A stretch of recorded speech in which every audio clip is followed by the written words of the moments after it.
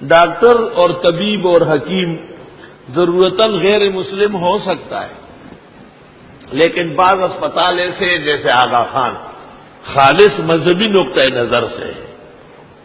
اگر کوئی آغا خانی گلگت چترال سے آ جائے اس کے ساتھ 60% تخفیف ہے۔ کتنی؟ 60%۔ اور مسلمان، مرزائی، یہودی، نصرانی، ہندو، سکھ، مسلمان انہی کے ساتھ ہے 20%۔ کہتے ہیں کہ وہ بہت زیادہ ہے، ایڈوانٹیج ہے اور یہ ہے وہ ہے۔ اور تمہیں شرم نہیں آتی؟ تم آغا خان میں مرتے ہو، تم قبر میں منکر نکیر کو کیا جواب دو گے کہ کہاں مرے تھے؟ فیما کنتم، تم کدھر رہتے؟ کہ میں آغا خان گیا تھا۔ آغا خان اور غلام احمد قادیان دونوں میں کیا فرق ہے؟ ایک جیسے کافر تھے دو۔ الحمدللہ اس مسئلے میں یہ عاجز اکیلا ہے، لیکن حق پر ڈٹا ہوا ہے۔ اور مولوی تو خود آغا خان جاتے رہتے ہیں، ان کے دل میں وہ نفرت کہاں ہے جو ہونا چاہیے؟ جب آغا خان اسپتال بنا اور اس کے بڑے ایڈورٹائز ہو رہے تھے، اور میں نے یہاں جمعہ پڑھایا، اور میں نے کہا آغا خان میں جو مرے گا میں جنازہ نہیں پڑھاؤں گا، آغا خان کے اندر جو پڑا ہوا ہے میں عیادت نہیں کروں گا۔ سب تقریر جو میرا طریقہ ہے میں نے کر لی۔ اگلے مہینے، اس کے بعد والے مہینے میں ایک جمعے میں ایک نوٹس آیا ہائی کورٹ کی طرف سے، آپ جمعوں کے خطبوں میں ہماری انسلٹ کر رہے ہیں، توہین کر رہے ہیں، اور آغا خان اسپتال جو عالمی ادارہ ہے اس کو نقصان پہنچا رہے ہیں، کیوں نہ آپ کو پارٹی بنایا جائے اور عدالت میں آپ کا احتساب کیا جائے۔ میں نے اپنے ساتھیوں کو نوٹس دکھایا، ساتھی بڑے غمگین ہو گئے، بڑے مالدار ہیں، بڑے پیسے والے ہیں۔ ہمارے وکیل ہے، اس کو میں نے بلایا، وکیل صاحب غریب پر پسینے آ رہا ہے۔ میں نے کہا کیا ہونا چاہیے؟ کہ سوچ رہا ہوں بہت خطرناک نوٹس سچ۔ میں نے کہا وکیل صاحب لکھ، املا لکھ، میں بتا رہا ہوں، چھوڑ، اس کی سزا مجھے ملے گی، تجھے تو کوئی نہیں پوچھے گا۔ کہا نہیں۔ میں نے کہا جو میں لکھواتا ہوں بغیر تبدیلی کے لکھے، میں اسی لب و لہجے سے جواب داخل کروں گا۔ میں نے لکھا آپ کا نوٹس مجھے ملا، مجھے خوشی ہوئی کہ میرے ممبر اور محراب کا پیغام آپ تک پہنچ چکا ہے۔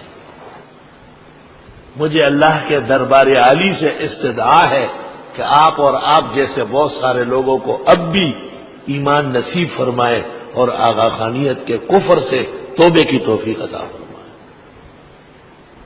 میں اپنے اس پیغام کے ذریعے دنیا بھر کے آغا خانیوں کو آغا خانیت سے ہٹ کر محمد عربی صلی اللہ علیہ وسلم کی عالمی نبوت اور ختم نبوت پر ایمان کی دعوت دیتا ہوں۔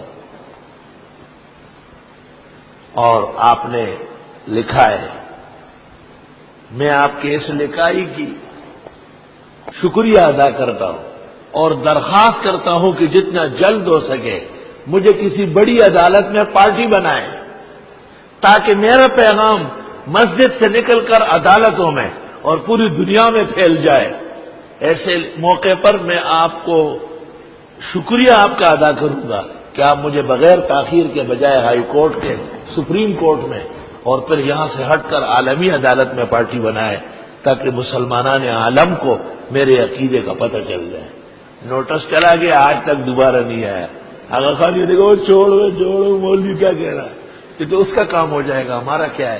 کم از کم 100 میں 5 آدمی بھی سن لیں گے، وہ کہیں گے ہم نہیں جائیں گے وہاں علاج کے لیے، ایک عالم نے منع کیا۔ اللہ لا يتخذ المؤمنون الکافرین اولیاء، نہ سمجھے مسلمان کافروں کو اپنے رازدار، اپنے دوست، من دون المؤمنین، مسلمانوں کو چھوڑ کر۔ وَمَن يَفْعَلْ ذَلِكَ، جو کوئی ایسا کرے گا فَلَيْسَ مِنَ اللَّهِ فِي شَيْءٍ، وہ نہیں ہوگا اللہ سے کسی چیز میں۔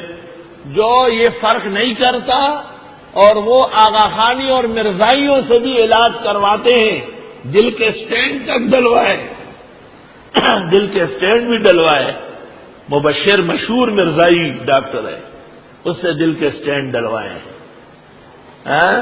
فرمایا یہ خدا کے ہاں کوئی چیز نہیں ہے، یہ شخص خدا کے ہاں رائی کے دانے کے برابر نہیں. کیونکہ میں لوگوں کو کہتا ہوں کہ تم نے کسی کو آغا خان اسپتال سے زندہ نکلتے ہوئے دیکھا ہے؟ وہاں سے لاش نکلتی ہے، 6 لاکھ سے 10 لاکھ کا بل ہوتا ہے. تو خسرت دنیا والآخرہ. اور میرا یہ اعلان ہے کہ جو آغا خان میں مرے گا اس کا جنازہ میں نہیں پڑھاؤں گا. آغا خان میں غلام احمد قادیان میں کیا فرق ہے؟ دونوں ایک جیسے تھے. صحیفہ گجراتی مجھے یاد ہے، میں نے پڑھا ہے، اس میں صاف لکھا ہے کہ موجودہ اسلام اور محمد صلی اللہ علیہ وسلم وغیرہ سے ہمارا کوئی تعلق نہیں. یہ زینب مصریہ کو مانتے